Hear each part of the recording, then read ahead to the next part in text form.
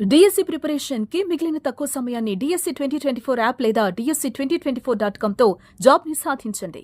బుల్లితెర dance show ఢీ వల్ల తనకంటూ ఓ ప్రత్యేక గుర్తింపు తెచ్చుకున్న జాను లిరి కొరియోగ్రాఫర్ గాను పలు ప్రైవేట్ సాంగ్స్ చేసింది. అంతేకాకుండా టీవీ షోలోనూ పాల్గొన్న జాను తనకంటూ ప్రత్యేకమైన గుర్తింపును సంపాదించింది. తాజాగా జాను తన ఇన్స్టాగ్రామ్ ద్వారా బోరున ఏడుస్తున్న వీడియోను షేర్ చేసి అందరినీ షాక్కి గురి చేసింది. నా ఓపిక నశించింది, బాధను తట్టుకోలేకపోతున్నాను, ఎవరికి చెప్పుకోవాలో కూడా అర్థం కావట్లేదు, నా జీవితం మీద కొంతమందికి అంత ఇంట్రెస్ట్ ఎందుకో అర్థం కావడం లేదు. మీ లైఫ్ మీరు చూసుకోవచ్చు కదా, ఒక అమ్మాయి జీవితంతో ఆడుకోకండి. నా కొడుకును మంచిగా చదివించి మంచి పొజిషన్లో చూడాలనుకుంటున్నాను, కానీ మీరంతా ఇలా చేస్తుంటే నేను మధ్యలోనే చనిపోతా అనిపిస్తోంది. నేను ఈ పోస్ట్ పెట్టినంత మాత్రాన నా గురించి చెడుగా మాట్లాడటం ఆపేస్తారని కాదు, కానీ నా ఓపిక నశించింది. అన్నయ్యతో మాట్లాడినా, తమ్ముడితో మాట్లాడినా, చెల్లితో మాట్లాడినా, కూర్చున్నా నుంచున్నా చెడుగానే చూస్తున్నారు. నేనేం పాపం చేస్తాను? నాకు నరకం కనిపిస్తోంది. నేను భరించలేకపోతున్నాను. నాకు చాలా బాధగా ఉంది, తట్టుకోలేకపోతున్నాను. చాలా మంది అమ్మాయిలు సూసైడ్ చేసుకొని చచ్చిపోతుంటే ఏదో అనుకున్నాను. ఇలాంటి బాధలు పెడుతుంటే ఎలా బతకగలరు? ఆ బాధలో ఉన్నోళ్ళకే తెలుస్తోంది. అలా ఎలా చనిపోతారని అనుకున్నాను, కానీ ఇప్పుడు నేను అనుభవిస్తున్నాను ఆ బాధ. ఒక ప్రాణం పోయిన తర్వాత మీరు చేసేది ఏం లేదు. ఒకరిని చంపి ఒకరిని బాధ పెట్టి మీరు బతకొద్దు. మీరు చాలా తప్పు చేస్తున్నారు. ఫస్ట్ టైం అనిపిస్తుంది నాకు చచ్చిపోవాలని. వీటన్నింటికి దూరంగా వెళ్ళి చచ్చిపోవాలనిపిస్తోంది. నిజంగా నా లైఫ్లో ఏం లేకుండా ఉండుంటే ఖచ్చితంగా చచ్చిపోయి ఉండేదాన్ని. నేను చచ్చిపోతే కారణం మీరే అవుతారని చెప్పుకొచ్చింది. ప్రస్తుతం ఈ పోస్ట్ సోషల్ మీడియాలో సంచలనం సృష్టిస్తోంది.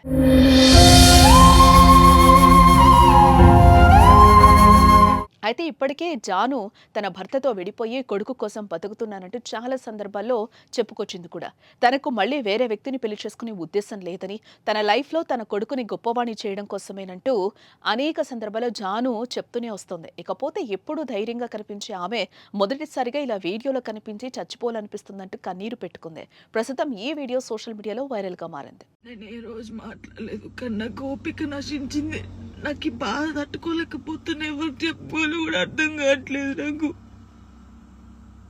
నా లైఫ్ మీద మీకు ఇంత ఇంట్రెస్ట్ ఎందుకు? మీ లైఫ్ మీద పెట్టుకోండి కదా. ఆ టైంలో మీ లైఫ్ మీద పెట్టుకుంటే బాగుంటది. ఒక అమ్మాయి జీవితంతో ఆడుకోవడం ఎందుకు? నా కొడుకుని మంచి చదువుకొని మంచి పొజిషన్లో చూడాలనుకున్నా, అది చూడలేనేమో. నేను నాకు అర్థమవుతుంది. నేను బద్దల్లే పోతా.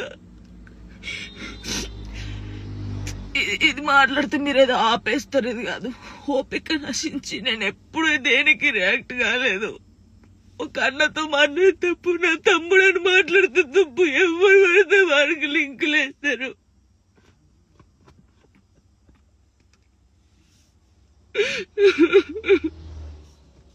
నాతో అయితే లేదు.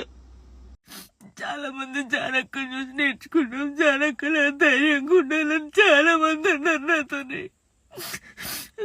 నాకు ఓపిక నశించిందిరా. మీ అందరూ చెప్తున్నా నాకు ఓపిక నశించింది. నాకు ఫుల్ బాధ అవుతుంది.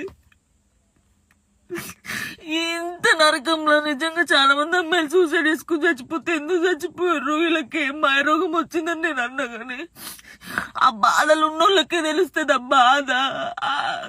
అట్లెందుకు మైండ్కి వస్తుందని నాకు ఇప్పుడు అనిపిస్తుంది. అరే నిజమే కదా, బాధపడ్డోళ్ళకి బాధ తెలుస్తుంది, కానీ తప్పు. ఈ న్యూస్ ఛానల్స్ కానీ ఇన్స్టాగ్రామ్ లో ఉన్నోళ్ళకి కానీ చాలా తప్పు. ఒక జీవితాన్ని, ఒక ప్రాణాన్ని మీరు ఆ ప్రాణం పోయినాక మీరు చేసేది ఏం లేదు. మీరు సంతోషపడతారు, కానీ ఒకరిని చంపి ఒకరిని బాధపడి మీరు బతకొద్దు. చాలా తప్పు.